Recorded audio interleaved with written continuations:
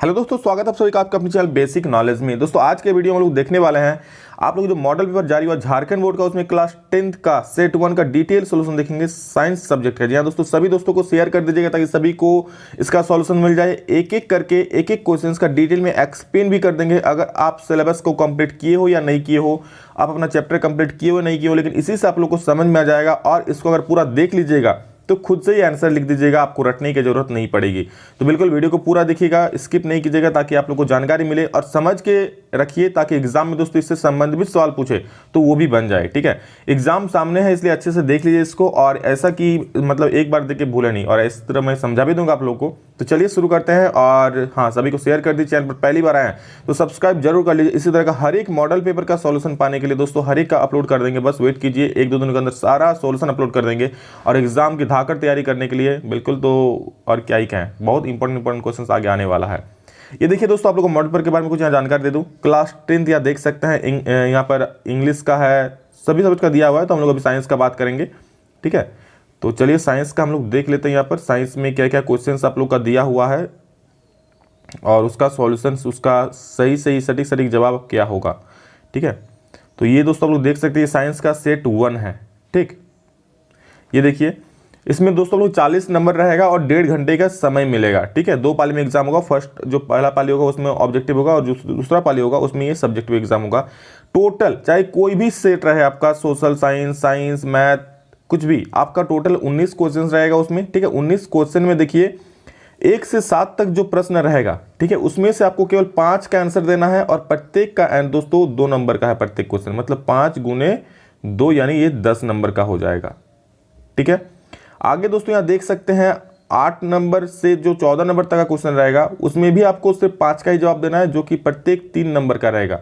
मतलब यहाँ 5 गुने 3 कितना हो जाएगा, 15 नंबर का हो जाएगा। ठीक है, तो उधर कितना हो गया 10 और इधर 15।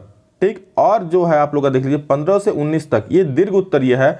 और इसमें से भी आप लोग केवल 3 क्वेश्चंस का ही जवाब देना है। और प्रत्येक क्वेश्चन दोस्तों 5 नंबर का है, तो 5 को और 3 से यहाँ भी गुना करेंगे। 3 क्वेश्चन है और 5-5 नंबर करके, तो यहाँ भी 15 नंबर हो जाएगा। तो 15 नंबर प्लस इससे पहले वाला जो 3 नंबर वाला था वो भी 15 नंबर, और पहला वाला 10 नंबर, मतलब टोटल 40 नंबर का भी एग्जाम आप लोग का सब्जेक्टिव होने वाला है। ठीक है, चलिए आप लोग इसको समझ गए होंगे। ये पहला सेट था इसलिए मैं समझा दिया, बाकी सेट में सीधा डायरेक्ट हम सॉल्व करेंगे। पहला सवाल आप लोग देख सकते हैं, ये सारा सवाल आप लोग को दिया हुआ है। चलिए मैंने इसको खुद से अलग से एक आंसर सेट तैयार किया है, बिल्कुल खुद का लैंग्वेज में आंसर लिखा है, जो आप लोग को समझने में थोड़ी भी दिक्कत नहीं होगी। तो चलिए उसको देख लेते हैं। तो दोस्तों जो सबसे पहला सवाल है आप लोग देख सकते हैं क्या है, विद्युत आवेश का ऐसा मात्रक लिखिए, 1 इलेक्ट्रॉन पर कितना विद्युत आवेश होता है। ये पहला सवाल है। तो जैसा मैं लिखा हूं बस ऐसे लिख दीजिएगा ना, एक नंबर भी आपका एग्जाम में कटने वाला नहीं है। क्या है, विद्युत आवेश का ऐसा मात्रक कूलम, उसको हम लोग सी से नोट करते हैं। ठीक है, होता है। और 1 इलेक्ट्रॉन पर दोस्तों 1.6 × 10⁻⁻19 कूलम होता है। इसको ऐसे लिखना है 1.6 × 10⁻⁻19 कूलम होता है। ठीक है, ये 1 इलेक्ट्रॉन पर चार्ज होता है। चलिए अगला सवाल देख लेते हैं हम लोग। अगला सवाल दूसरा नंबर क्या है, वोल्टमीटर का प्रयोग कौन सी भौतिक राशि मापने में की जाती है, इसे विद्युत परिपथ में किस तरह संयोजित किया जाता है। दोस्तों वोल्टमीटर जो है एक मशीन टाइप का होता है, एक डिवाइस होता है। ठीक है, उसको परिपथ में जोड़ा जाता है और इसका प्रयोग क्या करते हैं, देखिए वोल्टमीटर का प्रयोग विभवांतर मापने के लिए किया जाता है। अब पूछिए सर विभवांतर क्या है, तो विभवांतर मतलब वोल्टेज। आप लोग बोलते हैं ना घर में, सर वोल्टेज बढ़ गया, अरे वोल्टेज घट गया, तो उसी को मापने के लिए यहाँ पर वोल्ट मीटर का प्रयोग करते हैं। विभवांतर को इंग्लिश में ही वोल्टेज कहते हैं।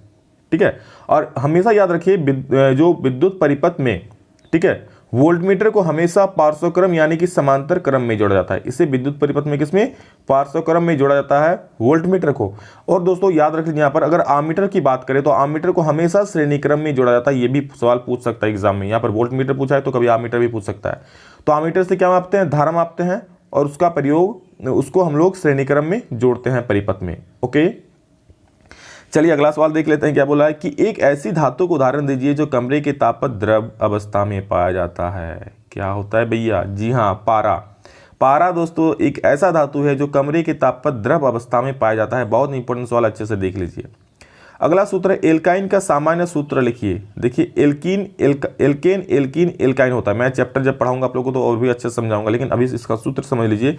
एल्काइन का जो दोस्तों सामान्य सूत्र होता है वो होता है CnH2n-2। ओके, ये एल्काइन का सामान्य सूत्र होता है। ठीक है, एल्केन का क्या होता है तो CnH2n होता है, सॉरी CnH2n+2 होता है, और एल्कीन का होता है CnH2n, एल्काइन का हो जाता है CnH2n-2। ठीक, इसको ऐसे लिखिएगा आप लोग CnH2n और यहाँ पर -2 कर दीजिएगा। ठीक है, ये हो गया आप लोग का एल्काइन का सूत्र। अगला सवाल है, मेंडल ने अपने प्रयोग के लिए किस पौधे को चुना? तो भैया जी मेंडल ने अपने प्रयोग के लिए मटर के पौधे को चुना था। ठीक है, तो मेंडल ने अपने प्रयोग के लिए मटर के पौधे को चुना। एक जैव निम्नकरणीय पदार्थ का उदाहरण दे। अब यहाँ पर आपको समझना पड़ेगा जैव निम्नकरणीय क्या है। ठीक है, तभी आप इसको कुछ भी लिख सकते हैं, मतलब अपने माइंड से भी। जैव निम्नकरणीय मतलब ऐसा पदार्थ होता है दोस्तों जिसका विघटन हो जाता है, जिसका सूक्ष्म जीव उसको मतलब क्या, उसको मिट्टी में मिला देते हैं, ऐसा कह सकते हैं। तो कागज हो गया, लकड़ी हो गया, सूती कपड़ा हो गया, ये सारा चीज़ क्या है, जैव निम्नकरणीय है। लेकिन यही अगर प्लास्टिक की बात करें दोस्तों, प्लास्टिक जैव निम्नकरणीय है क्या? वो मिट्टी में मिलता है? नहीं मिलता है। जो भी चीज़ मतलब हम लोग आम भाषा में बोले कि जो मिट्टी में मिल जाएगा वो जैव निम्नकरणीय हो जाएगा। ठीक है, मतलब जीवित जैसे कागज हो गया क्या, वो उसको कुछ दिन बाद रख दीजिएगा तो मिट्टी में मिल जाएगा। पेड़ पौधे भी कह सकते हो यहाँ पर। ठीक है, इस प्रकार जैव निम्नकरणीय उदाहरण क्या हो जाएगा, कागज हो जाएगा, लकड़ी, सूती कपड़ा, ये सब बात हो जाएगा। उत्पादक अपनी ऊर्जा के लिए किस पर निर्भर होते हैं? तो यहाँ पर दोस्तों आपको समझना पड़ेगा उत्पादक क्या है, उपभोक्ता क्या है।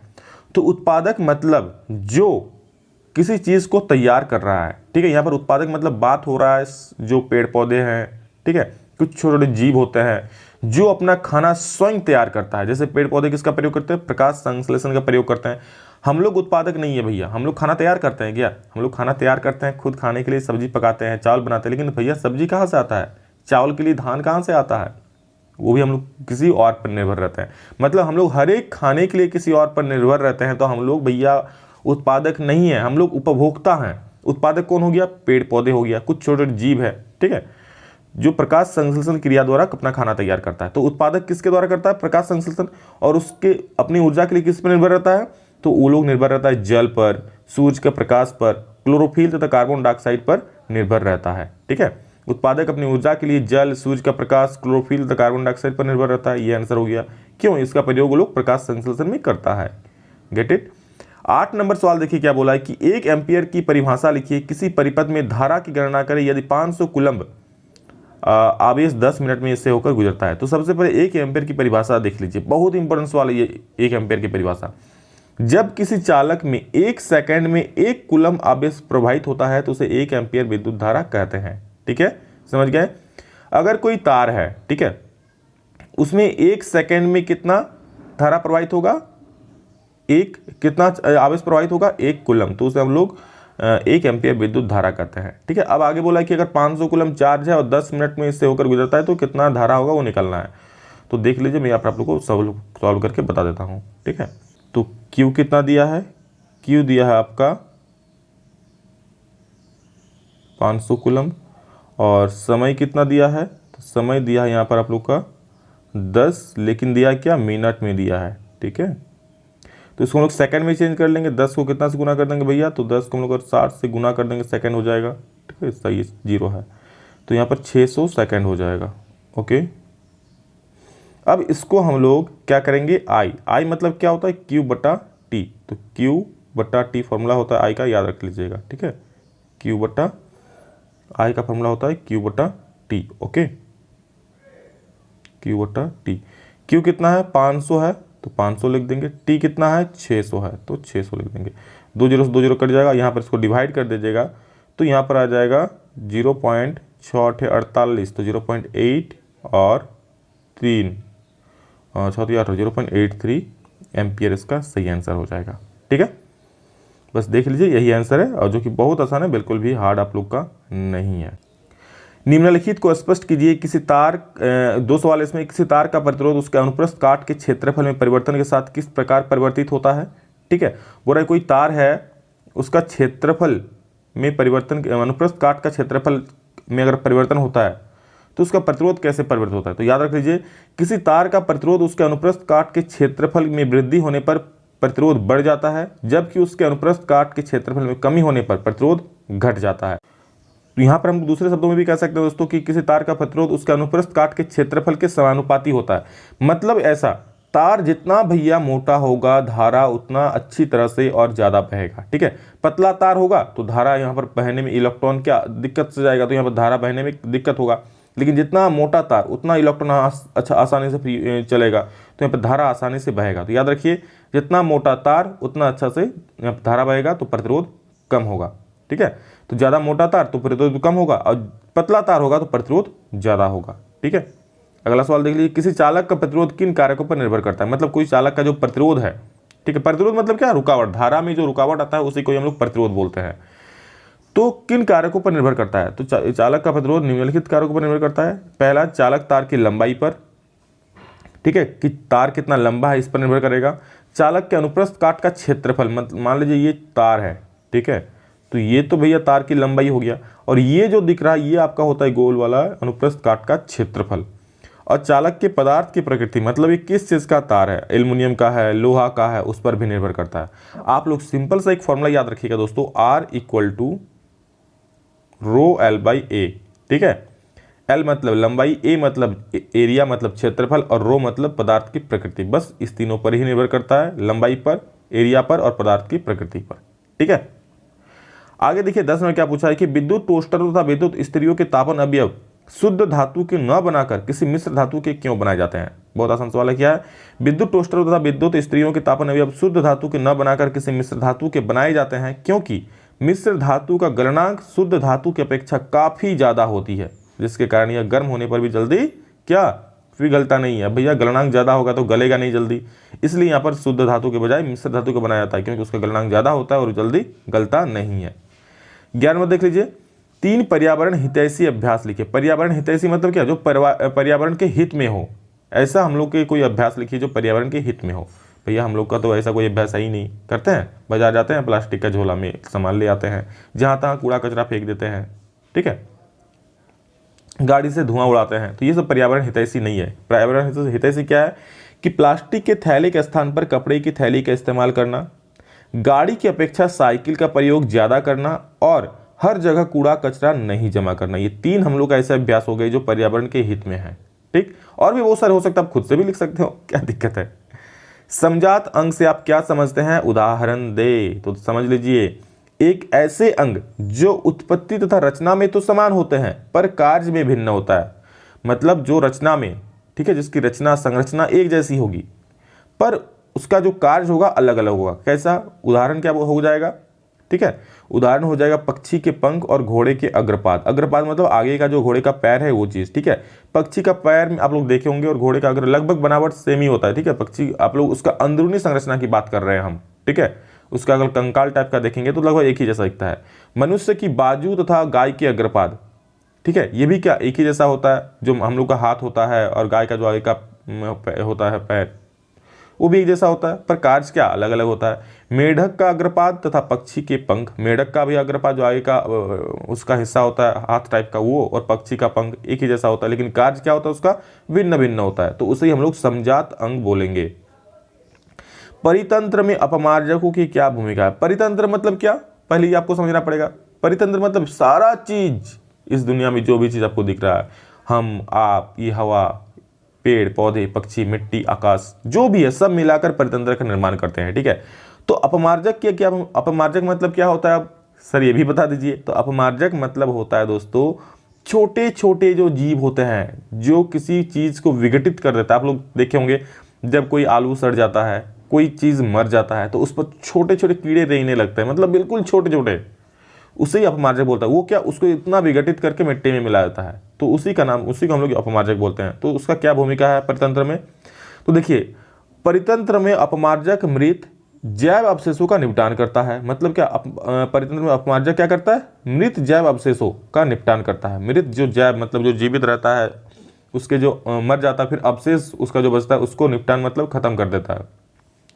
यह मृत शरीर को अपने भोजन के लिए प्रयोग करते हैं तथा वे जटिल पदार्थों को सरल पदार्थों में परिवर्तित करते हैं। सोचिए अगर अपमार्जक नहीं होता तो कोई चीज़ यहाँ पर मर जाता तो वो ऐसे ही रहता, मिट्टी में नहीं मिलता। कोई यहाँ पर कुछ सड़ जाता तो ऐसे ही रहता, मेरे मिट्टी में नहीं मिलता। तो ये सारा काम किसका रहता है, अपमार्जक का रहता है, ठीक है। आगे देखिए समजात, ये भैया इस दुनिया में हर एक का कुछ ना कुछ काम है, ठीक है। बिना किसी कोई मतलब बिना काम का भगवान किसी को नहीं भेजा है। और आप लोगों का काम दोस्तों अच्छे से पढ़ाई करना, अपना नाम रोशन करना, ठीक है। तो बिल्कुल मेहनत कीजिए और पढ़ाई कीजिए। समजातीय श्रेणी क्या है, उदाहरण के साथ समझाइए। देखिए, ऐसा कार्बनिक यौगिक जिसमें एक ही प्रकार के प्रकार्यात्मक समूह होता है उसे समजातीय श्रेणी कहते हैं। दोस्तों, ऐसा कार्बनिक यौगिक होता है, कार्बनिक यौगिक मतलब क्या, जिसमें कार्बन होता है, हाइड्रोजन होता है, कार्बन रहता है जिसमें, तो ऐसा कार्बनिक यौगिक जिसमें एक ही प्रकार के प्रकार्यात्मक समूह होते हैं उसे समजातीय श्रेणी कहते हैं। कैसे, जैसे देखिए CH3OH, C2H5OH, C3H7OH, इस सब क्या है, एक ही जैसा यहाँ पर प्रकार्यात्मक समूह है। क्या है, सब में OH है। OH को हम लोग क्या बोलते हैं भैया, अल्कोहल बोलते हैं। तो सब में अल्कोहल है, ठीक है। आप फॉर्मूला अलग देखिए है, लेकिन प्रकार्यात्मक समूह तो सेम है ना, फंक्शनल ग्रुप सेम है। तो ये हो गया समजातीय श्रेणी। Get it. आगे देखिए क्या बोला है, अगला सवाल क्या है कि श्रेणीक्रम संयोजन को परिभाषित करें। एक विद्युत परिपथ में 3 प्रतिरोधक जिनके प्रतिरोध क्रमशः R1, R2 तथा R3 है को श्रेणीक्रम में जोड़ा गया है। विद्युत परिपथ का तुल्य प्रतिरोध के लिए व्यंजक प्राप्त करें, मतलब प्रूव करना। ये काफी महत्वपूर्ण सवाल है, आप लोग लिख के ले लीजिए, एग्जाम में आप लोग का ये लगभग मतलब क्या आ ही जाएगा ये क्वेश्चन 5 नंबर में भैया। तो ध्यान से देख लीजिए इसको क्या है। देखिए, आसान भाषा मैंने इसको समझाने का प्रयास किया है, ज़्यादा मतलब उल जुलूल यहाँ पर नहीं दिया है कुछ, ठीक है। तो अच्छे से देख लीजिए। प्रतिरोधों का ऐसा संयोजन जिसमें प्रत्येक प्रतिरोध में समान धारा बहती है। क्या, प्रतिरोधों का ऐसा संयोजन, यहाँ पर इसमें नहीं जिसमें होगा, ठीक है, जिसमें प्रत्येक प्रतिरोध में समान धारा बहती हो उसे श्रेणीक्रम संयोजन कहते हैं। इसका आप लोग दूसरा डिफिनेशन भी लिख सकते हैं कि जब प्रतिरोध के किसी एक सिरे से दूसरे सिरे को जोड़ करके एक परिपथ बनाया जाता है तो उसे हम लोग श्रेणीक्रम संयोजन बोलते हैं, ठीक है। बहुत सारे डिफिनेशन है, आप लोग कोई भी लिख सकते हो, ये आसान लगा इसलिए मैंने लिख दिया, ठीक है। अब देखिए यहाँ पर एक आप लोग को फिगर बनाना है, सिंपल सा फिगर बनाना है, कोई दिक्कत तो यहाँ पर है ही नहीं, ठीक। यहाँ पर 3 को क्या दे दिया, हम प्रतिरोध दे दिए, आप लोग देख सकते हो, ठीक है। यहाँ पर आप चाहो तो आमीटर भी लगा सकते हो, आमीटर मतलब यहाँ पर लगा सकते हो, नहीं लगाओ तो कोई दिक्कत नहीं है। और एक कुंजी, आप लोग चाहो तो कुंजी भी लगा सकते हो यहाँ पर, ठीक है। नहीं लगाओ तो कोई भी दिक्कत यहाँ पर है नहीं वैसे, ठीक। तो ये आप लगा दिए और यहाँ आप लोग देख सकते हैं ये धारा बह रही है, यहाँ पर एक बैटरी है जिसका वोल्टेज भी दिया हुआ है, ठीक। और ये धारा I बह रही है, प्रत्येक का यहाँ पर इसका प्रतिरोध R1 है, ये R2 है, ये R3 है, और इसमें से जो विभवांतर पार होता है वो V1 है, इसमें V2 है और इसमें V3 विभवांतर पार हो रहा है। देखिए आपको क्या लिखना है कि 3 प्रतिरोध R1, R2 तथा R3 श्रेणीक्रम में जुड़े हैं। बिल्कुल सर, श्रेणीक्रम में जुड़े हैं, जिसमें क्या कितना धारा प्रवाहित हो रहा है, जिसमें I विद्युत धारा प्रवाहित हो रही है, ठीक है। इतना तक आ गया समझ में। अब प्रतिरोधों के सिरों पर विभवांतर क्या है, V1, V2 तथा V3 है। प्रतिरोधों के सिरों पर प्रतिरोध क्या है, R1, R2, R3, और उस पर विभवांतर क्या है, V1, V2, V3। ओम के नियम से भैया हम जानते हैं क्या होता है, V = IR। इसको हम समीकरण 1 मान लिए, ठीक है। ये ओम का नियम होता है दोस्तों, वहां से V = IR हम ले लिए, होता है फॉर्मूला। अब प्रत्येक प्रतिरोध के लिए भी वहां पर विभवांतर होगा, तो V1 के लिए क्या हो जाएगा, IR1 हो जाएगा, V2 के लिए क्या हो जाएगा, IR2 हो जाएगा, और V3 क्या हो जाएगा, IR3। समीकरण 2, 3, 4 मान लिए। और प्रतिरोध जो परिपथ का कुल विभवांतर है वो क्या है, वो V है। आप लोग देख सकते हो कुल विभवांतर कहाँ, V से ही जा रहा है ना, तो V है। तो यहाँ पर हम लोग लिख सकते हैं कुल विभवांतर V है, मतलब क्या, V = V1 + V2 + V3 होगा, बिल्कुल हो जाएगा। और यहाँ पर समीकरण 1, 2, 3 तथा 4 से मतलब V का भी मान बैठा देंगे, V1, V2, V3 सभी का मान बैठा देंगे, तो क्या हो जाएगा, V का मान IR हो जाएगा, V1 का मान IR1 हो जाएगा, इसका IR2 हो जाएगा और इसका IR3 हो जाएगा। देखिए इसमें सब में I है, तो हम क्या I कॉमन ले लिए, तो इधर भी I इधर भी I cutting, and finally R = R1 + R2 + R3 is the final answer. इतना कर दीजिए, 1 नंबर भी नहीं कटेगा, 5 नंबर आपको मिल गया, ठीक है। चलिए आगे देखते हैं। आगे दोस्तों एक न्यूमेरिकल, यहाँ पर बहुत आसान सा न्यूमेरिकल है, वैसे चिंता मत कीजिए, मैं न्यूमेरिकल पर बहुत सारा वीडियो आप लोगों के लिए लाने वाला हूँ। अगर आप लोग नहीं भी समझेंगे तो आप लोग मतलब यार समझ जाओगे, इतना आसान सा न्यूमेरिकल आगे और भी बताने वाला हूँ। देखिए क्या यहाँ पर एक यहाँ पर फिगर दिया है, 3 प्रतिरोध यहाँ पर समांतर क्रम में जुड़े हैं, ठीक है। इसको बोलते हैं दोस्तों समांतर क्रम। इस प्रकार का जब रहता है ना ई, तो समांतर क्रम बोलते हैं। जब एक के बाद ही एक रहता है इस तरह से, तो उसको बोलते हैं श्रेणी क्रम, ठीक। तो ये समांतर क्रम में है जिसमें R1, R2, R3 है और एक 12 वोल्ट की बैटरी जुड़ा हुआ है। तो मान लिए R1 कितना है, 5 ओम, R2 कितना है, 10 ओम, और R3 कितना है, 30 ओम, ठीक है। और वोल्टेज कितना दिया है, 12 वोल्ट। अब हम लोग को इसमें सबसे पहला सवाल क्या है कि परिपथ का कुल प्रतिरोध निकालिए। तो परिपथ का कुल प्रतिरोध निकालने के लिए एक फॉर्मूला होता है समांतर क्रम के लिए, 1/R = 1/R1 + 1/R2 + 1/R3। ये होता है समांतर क्रम के लिए, ठीक है। श्रेणी क्रम के लिए हम अभी बताएं आप लोगों को, R = R1 + R2 + R3, ये समांतर क्रम के लिए होता है। बस जहां पर जो वैल्यू है बैठा दीजिए। R1 का वैल्यू कितना है, R1 का वैल्यू हम अभी लिखे, देखिए 5 है तो 1/5 लिख दिए, ठीक है। R2 का 10 है तो 1/10, R3 का 30 है तो 1/30। इसका एलसीएम लीजिएगा तो 30 आ जाएगा, इसका एलसीएम करके कैलकुलेट कर लीजिएगा तो 10/30 आएगा। ये आया 1/R, हमको निकालना है R, तो R इक्वल टू उल्टा कर दीजिए 30/10 हो जाएगा, काट के 3 ओम यहाँ पर आंसर हो जाएगा। ओम क्या है भैया, तो ओम प्रतिरोध का एसआई मात्रक होता है। ओके, नेक्स्ट क्वेश्चन पूछा है कि धारा निकालिए, परिपथ का कुल धारा क्या होगा। क्वेश्चन आप लोग देख सकते हैं, परिपथ में प्रवाहित कुल विद्युत धारा, तो I इक्वल टू क्या होता है हम लोग का V/R होता है। V कितना है इसमें 12 एम्पियर दिया है और R कितना निकाले हम 3, तो 12/3 की जगह तो 4 एम्पियर यहाँ पर निकल जाएगा। फिर और एक क्वेश्चन यहाँ पर तीसरा नंबर में कि प्रत्येक प्रतिरोध से प्रवाहित विद्युत धारा, प्रत्येक से कितना धारा प्रवाहित हो रहा है। तो चलिए हम I1 R1 R2 R3 से कितना धारा प्रवाहित हो रहा है निकाल लेते हैं। तो R1 से I1 प्रवाहित हो रहा है, यहाँ पर आप लोग देख सकते हैं। ठीक है, इससे क्या जाएगा, यहाँ पर धारा जाएगा I, यहाँ पर बढ़ जाएगा I1 I2 और I3 में। ठीक है, तो हम I1 I2 I3 निकाल लेते हैं।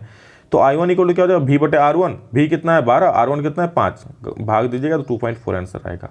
I2 कितना है V/R2 हो जाएगा तो 12/10 यानी कि 1.2 एम्पियर हो जाएगा। और I3 कितना V/R3 यानी कि V12 और R3 कितना 30, भाग दीजिएगा तो 0.4 एम्पियर। बिल्कुल आसान क्वेश्चन, मैं और इसको एक्सप्लेन करूंगा, मतलब इस टाइप का बहुत सारे सवाल लाऊंगा आगे जब मैं आप लोग को इस मॉडल पर खत्म हो जाएगा उसके बाद। ठीक है, नेक्स्ट क्वेश्चन काफी महत्वपूर्ण है, जो मैंने आप लोग को जब धातु और अधातु के भौतिक गुण पढ़ाया था तभी मैंने बताया था रासायनिक गुण भी होता है, और उसी के आधार पर देखिए सवाल पूछ दिया आप लोग का कि धातु तथा अधातु में रासायनिक गुणों के आधार पर अंतर स्पष्ट करें। तो देख लीजिए क्या है, एक तरफ धातु लिखना आपको, एक तरफ अधातु, बस और कुछ नहीं करना है। धातु में क्या, धातुओं के ऑक्साइड जो होते हैं दोस्तों वो क्षारीय होते हैं, यह लाल लिटमस को नीला कर देते हैं। पहला पॉइंट क्या हो गया कि धातुओं के जो ऑक्साइड होता है वो क्षारीय प्रकृति के होते हैं और यह लाल लिटमस को नीला कर देता है। नेक्स्ट क्या हो जाएगा अधातु में कि धातुओं के ऑक्साइड अम्लीय होते हैं और यह नीले लिटमस को लाल कर देता है। हो गया पहला। ठीक है, हर एक को मैंने एक दूसरे से जोड़कर किया कि अगर आप एक को याद कर लेते हैं दूसरा ऐसे ही याद हो जाएगा। धातु ऑक्साइड क्या होता है क्षारीय, तो अधातु क्या हो जाएगा अम्लीय हो जाएगा। ये लाल को नीला करता है तो नीला को लाल करता है, बिल्कुल उल्टा है, एक दूसरे के ऑपोजिट। धातुएं इलेक्ट्रॉन त्याग कर धनायन बनाती है, मतलब धातु क्या करता है इलेक्ट्रॉन डोनेट कर देता है। ठीक है, जैसे सोडियम क्या है धातु है, तो सोडियम पर आप लोग हमेशा देखें सोडियम पर प्लस चार्ज ही रहता है क्योंकि एक इलेक्ट्रॉन दिया हुआ रहता है। और जबकि अधातुएं इलेक्ट्रॉन ग्रहण करके ऋणायन बनाती हैं। क्लोरीन क्या है अधातु है, यह देखिए हमेशा माइनस होता है, यहाँ पर इलेक्ट्रॉन क्या लेता है इसलिए इस पर माइनस साइन आता है, ऋणायन बनाता है। भैया जो दिया वो धनी बन गया, जो लिया वो ऋणी बन गया। ठीक है, धातुएं अम्लों के साथ अभिक्रिया करके हाइड्रोजन गैस बनाती है और यहाँ पर धातुएं जो है तनु अम्ल के साथ अभिक्रिया करती ही नहीं है, अभिक्रिया नहीं करती है। यह जलीय विलयन में धनायन बनाती है और यह जलीय विलयन में ऋणायन बनाती है। एक को याद कर लीजिए कि धातु क्या करते हैं जलीय विलयन में धनायन बनाते हैं, तो अधातु क्या करेगा ऋणायन बनाएगा।